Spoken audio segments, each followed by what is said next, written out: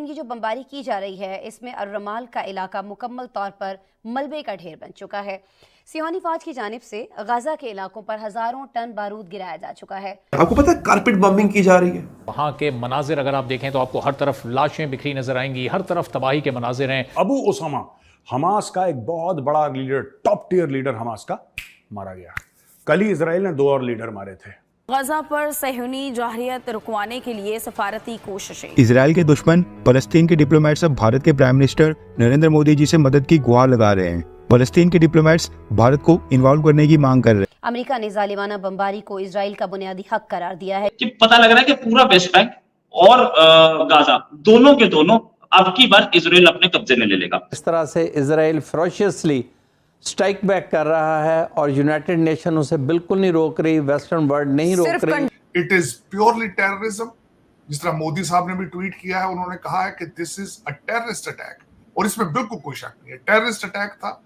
75 साल से आपने भर्ती किए, अपने मुजाहिदीन तैयार किए, आपने बॉर्डर क्रॉस करवाए, जो भी हुआ कुछ फायदा हुआ? कहाँ का इंसाफ है, कहाँ का मुसलमान है, कहाँ का दीन है ये? क्या आप देखिए औरतों को पकड़ रहे हैं, बच्चों को आपने हॉस्टेज बना लिया है, लड़की के कपड़े उतार दिए हैं और फिर अल्लाह अकबर के नारे लगा रहे हैं। ये कौन सा इंसाफ है, ये कौन सा इस्लाम है, मुझे आप बताइए। ईरान बी केयरफुल, ईरान जरा ध्यान से।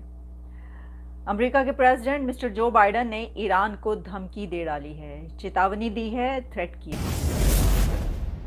नमस्कार दोस्तों, जय हिंद। Welcome to after morning news channel. Israel के प्रधानमंत्री बेंजामिन नेतन्याहू ने कहा कि अमेरिकी विदेश मंत्री का गुरुवार को उनके देश आना इजराइल के प्रति अमेरिका के पूर्ण समर्थन का ठोस उदाहरण है। उन्होंने इजराइल पर पिछले हफ्ते हमला करने वाले हमास आतंकवादी समूह की तुलना आतंकवादी संगठन इस्लामिक स्टेट से की। नेतन्याहू ने कहा कि जिस तरह से इस्लामिक स्टेट को कुचला दिया गया था, उसी तरह से हमास को भी कुचला दिया जाएगा। अमेरिकी विदेश मंत्री एंटनी ब्लिंकन ने एक बार फिर इजराइल के प्रति अमेरिका का समर्थन दोहराया। उन्होंने कहा कि मैं अपने साथ यह संदेश लेके आया हूं कि जब तक अमेरिका आपके साथ है तब तक आपको चिंता करने की जरूरत नहीं होगी। ब्लिंकन ने कहा कि जो भी शांति और न्याय चाहता है उसे हमास के आतंक के राज की निंदा करनी होगी। हमास का इकलौता एजेंडा इजराइल को तबाह करना और यहूदियों को हत्या करना है। इजराइल ने गाजा पट्टी में पिछले 6 दिनों से कोहराम मचाया हुआ है। इजरायली हमले में अब तक 1400 से ज़्यादा नागरिकों की मौत हो चुका है। दावा किया जा रहा है कि मरने वाले में 447 बच्चे हैं।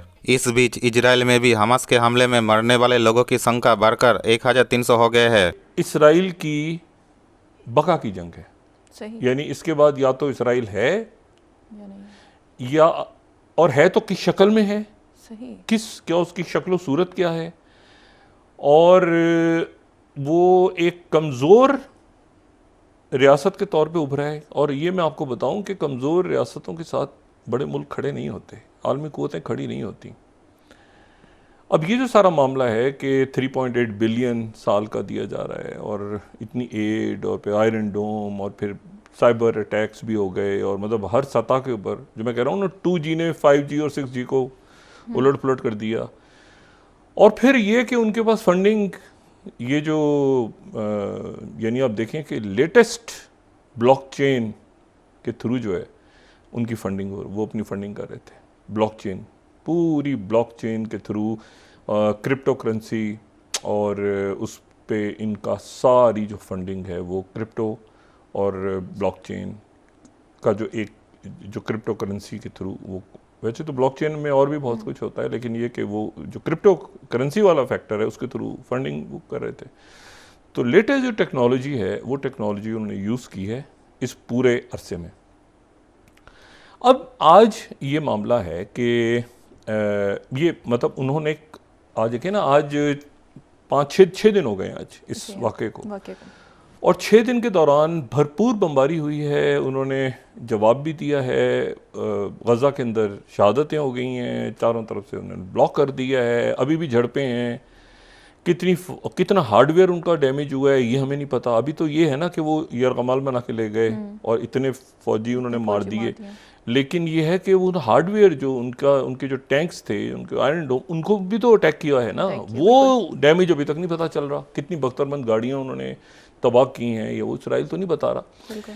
तो ये, लेकिन ये मैंने आपसे कहा ना कि ये बका की जंग है। अच्छा, अब इसमें जो आज एक नई बात सामने आई है। देखिए, आज सेक्रेटरी ब्लिंकन जो हैं वो आज पहुँचे हैं तल अवीव, और तल अवीव में नई हुकूमत कल बनी है और उसमें गन्स भी आ गए हैं जो कि अपोजिशन लीडर थे, और पहले वो इसराइल की जो डिफेंस फोर्सेस हैं उसके सरबराह रहे हैं, वज़ीर दिफा रहे हैं, नेतन्याहू को चैलेंज करते रहे हैं, नेतन्याहू के, लेकिन उन्होंने एक वॉर कैबिनेट बना ली कि जब तक ये जंग है तो हम एक कौमी हुकूमत बना लेते हैं। और कौमी हुकूमत बना के उन्होंने कहा कि हमास का अब हर शख्स जो है वो मुर्दा है और अब जो है इनका सफ़ा हस्ती से ना मिट जाएगा। लेकिन सेक्रेटरी ब्लिंकन ने एक तो बात की है ना कि अमेरिका साथ खड़ा है इसराइल के, और ठीक है, बिल्कुल साथ खड़ा है। लेकिन एक बात और आज सामने आई है जो बड़ी हैरानकुन बात है, और वो ये बात है कि एक तो सेक्रेटरी ब्लिंकन ने कहा कि 25 अमेरिकन नेशनल्स जो हैं वो मारे गए हैं। जो बाइडन ने आज फिर इस बात को इंडोर्स किया कि हम इजराइल के साथ खड़े हैं। दूसरी जानिब अब जो कीमियाई हथियार हैं उनका भी इस्तेमाल शुरू कर दिया गया है। एक तो ये बताइए कि अभी तक कोई अरब लीग या OIC की तरफ से तो कोई बाज़ाब्ता बयान, स्टेटमेंट, इजलास हुआ नहीं है, तो क्या कोई जंग बंदी का इम्कान है अगले चंद रोज़ में, या ये सिलसिला मज़ीद तूल पकड़ेगा? ये इट ऑल डिपेंड्स इसराइल पर, यानी सऊदी अरब और मिस्र ने काफ़ी स्ट्रॉन्ग स्टेटमेंट्स दिए हैं, शेख अल अजहर ने भी दिया है, लेकिन ऐसे मालूम होता है कि इसराइल इसको बहाना करके they want to capture Gaza again.